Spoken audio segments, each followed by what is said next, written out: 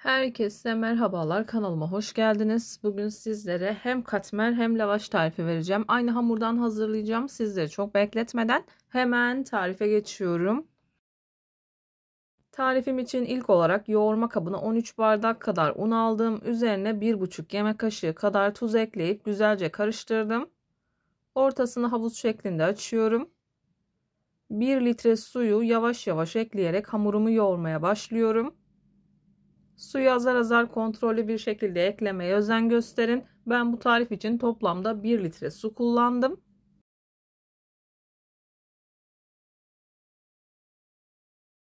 Ölçüyü ben biraz fazla tuttum. Dilerseniz yarı ölçüden de yapabilirsiniz. Unu azar azar ekleyerek hamuru güzelce yoğuruyorum. Bu tarz tarifler yaparken dikkat etmeniz gereken en önemli nokta özlü ve güzel bir hamur yoğurmaktır. Hamuru ne kadar güzel yoğurursanız yaptığınız hamur işi tariflerinden o kadar memnun kalırsınız.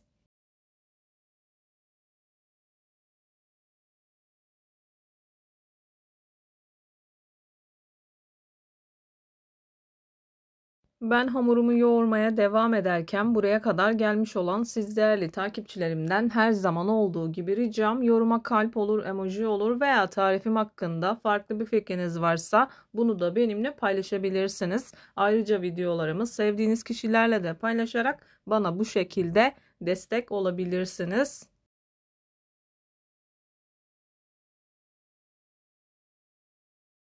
Hamurumu bir süre yoğurma kabında yoğurup toparladıktan sonra masaya alıyorum. Masaya aldıktan sonra 3-4 dakika kadar hamur özlü bir hal alıncaya kadar yoğurmaya devam ediyorum.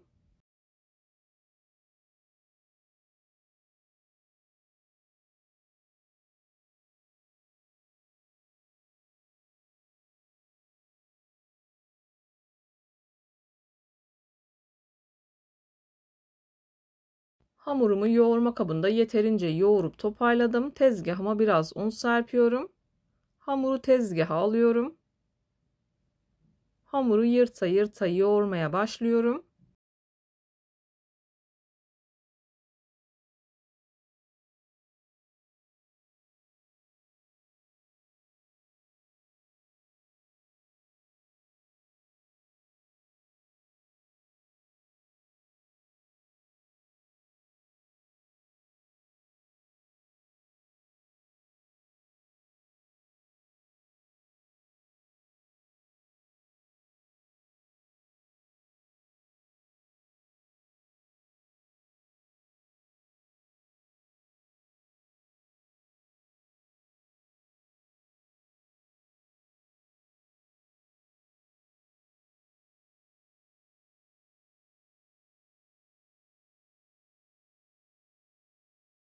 Hamuru yeteri kadar yoğurduktan sonra buzdolabı poşetinin içerisine alıyorum. Yaklaşık yarım saat kadar dinlendiriyorum.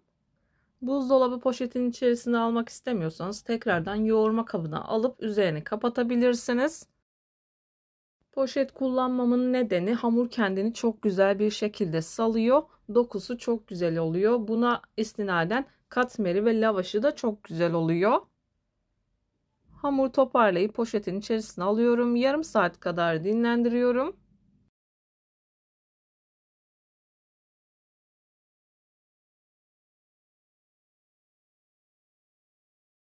Bir yandan katmer için yağ karışımını hazırladım. 200 gram kadar tereyağını erittim. Yarım çay bardağı kadar sıvı yağ karıştırdım. Sıvı yağ miktarını arttırabilirsiniz. Poşetin içerisinden hamuru çıkartıyorum. Bu aşamada hamurla çok fazla oynamadan hamur kartı ile parçalara bölüp bezelerimi hazırlıyorum.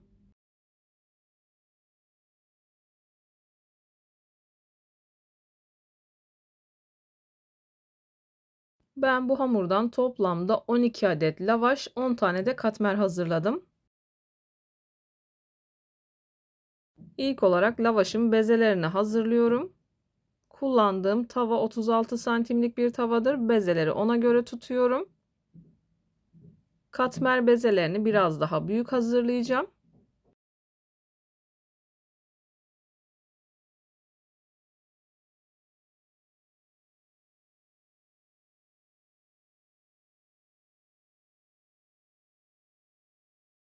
Videolarımda yapmış olduğum tariflerin elimden geldiği kadarıyla püf noktalarını vermeye çalışıyorum. Ama yine de aklınıza takılan herhangi bir şey olursa yorumlara yazarsanız gördüğüm zaman sizlere dönüş sağlarım. Yine aynı zamanda videonun altındaki açıklama kısmına malzeme listesini tam not olarak ekleyeceğim. Dilerseniz oradan da bakabilirsiniz.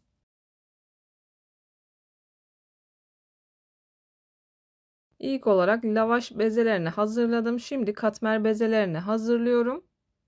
Yine tavanın büyüklüğüne göre ayarlayabilirsiniz.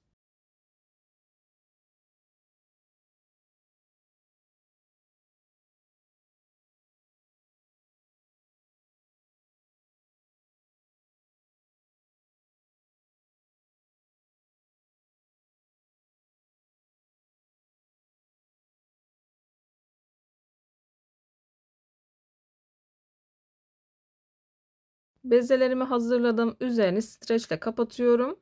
15-20 dakika kadar dinlenmesi yeterli olacaktır. Yaklaşık 20 dakika kadar dinlendirdim. İlk etapta katmerlerimi hazırlayacağım. Katmerler dinlenirken lavaşlarımı açıp pişireceğim. Daha sonra katmerlerimi pişiriyorum. Bezeleri kenara alıyorum.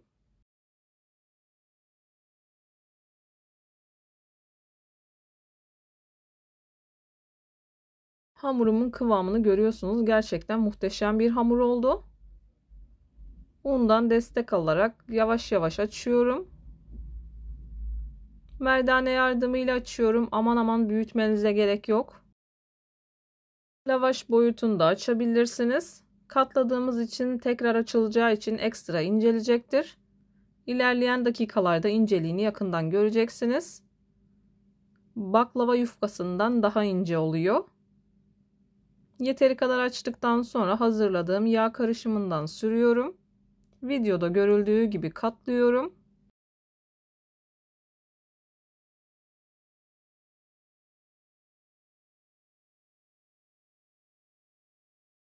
İlk defa katmer yapacaklar bile bu tarifle çok güzel katmerler hazırlayabilir. Yağı sürüyorum. Yağı kullanırken mutlaka ılık olmasına dikkat edin. Yağ ılık ve yoğun olduğu zaman çok daha güzel oluyor. Katlıyorum. Her katına yağ sürüyorum.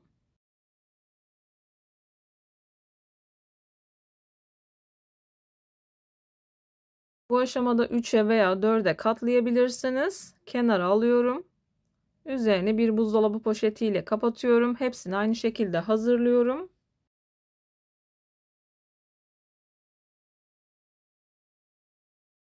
Tam da bu aşamada belirtmek istiyorum. Birçok katmer tarifine kanalımdan ulaşabilirsiniz. Ayrıca kete tarifleri, baklava tarifleri, su böreği tarifi çok sevilen, çok beğenilen ve yıllardır sipariş aldığım içli köfte ve baklava tariflerime de yine kanalımdan ulaşabilirsiniz. Tariflerimi gönül rahatlığı ile deneyebilirsiniz. Beğenmediğim, defalarca kez uygulamadığım hiçbir tarifi kanalımda yayınlamıyorum.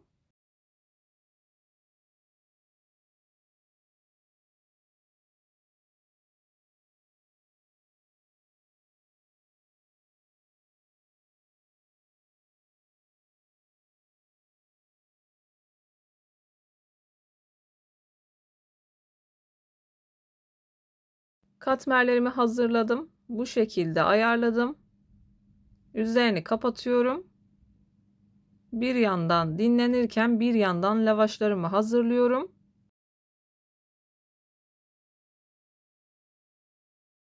Bu aşamada masanın diğer tarafını kullanıyorum. Lavaşları yeteri kadar açıyorum. Yaklaşık 36 santimlik tavaya göre ayarlıyorum.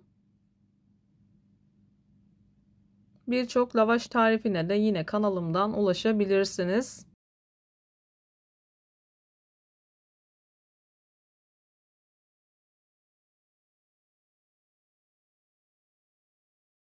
Ayrıca isterseniz daha pratik, daha kolay tarifler de yine kanalımda mevcuttur. Çoklu pişirmeler de kanalımda var.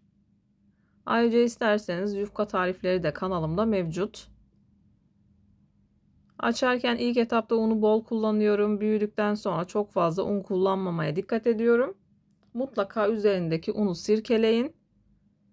Bir tane sofra bezinin üzerinde topluyorum. Üst üste değil, yan yana topluyorum. Yanlış anlaşılma olmasın.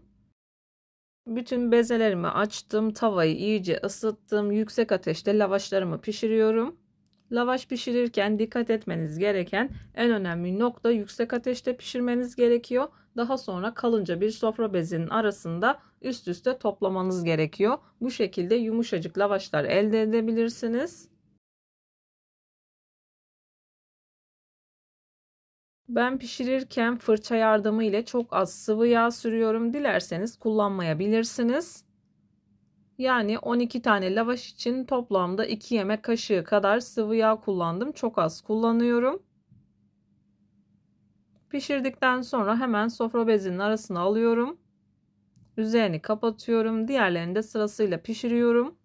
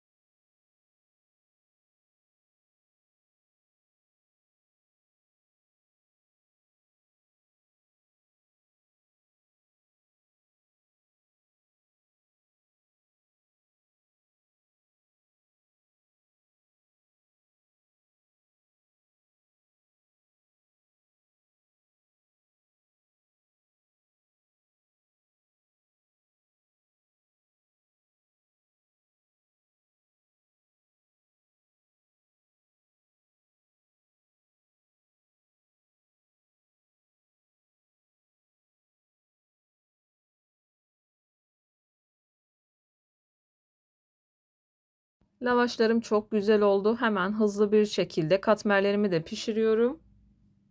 Bu aşamada benim kızım biraz telefonu titretmiş. Merdane yardımı ile çok az undan destek alarak açıyorum. Onu da yine aynı şekilde sofra bezinin üzerine alıyorum. Dinlendiği zaman zaten üzerindeki unu emiyor. Gördüğünüz gibi zaten çok da bir un kullanmıyorum.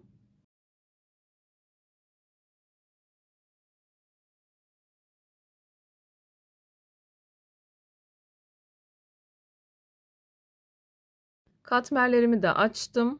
Sıcak tavanın üzerine aldım. Katmerleri orta ateşin üstünde bir ateşle pişiriyorum. Ara ara kısıp ara ara yükseltiyorum. Çok aşırı yüksek ateşte pişirmeyin. İçerisi pişmeyebiliyor. Ara ara çevire çevire pişiriyorum. İsterseniz altını tamamen kızarttıktan sonra da çevirebilirsiniz. Bu şekilde daha güzel kabardığı için ben bu şekilde hazırlıyorum. İnanılmaz lezzetli oldu. Bana güvenerek tarifi deneyebilirsiniz. Hepsini aynı şekilde açtım. Aynı şekilde pişiriyorum. Pişirirken üzerine sıvı yağ kullanıyorum.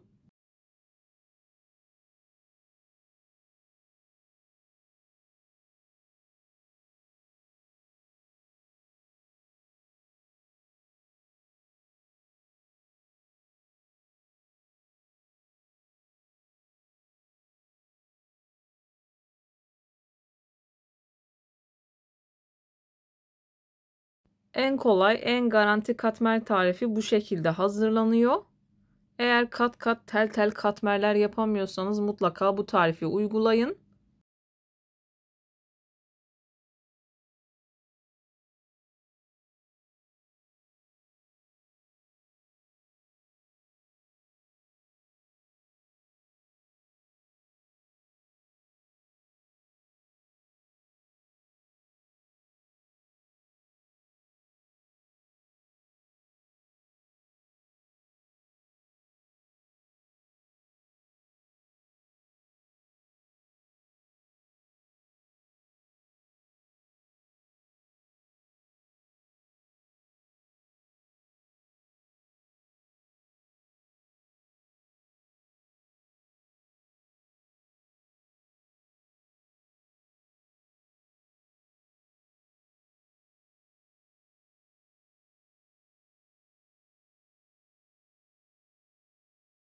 Katmerlerimi ve lavaşlarımı pişirdim. Sizler için doku testine geçiyorum.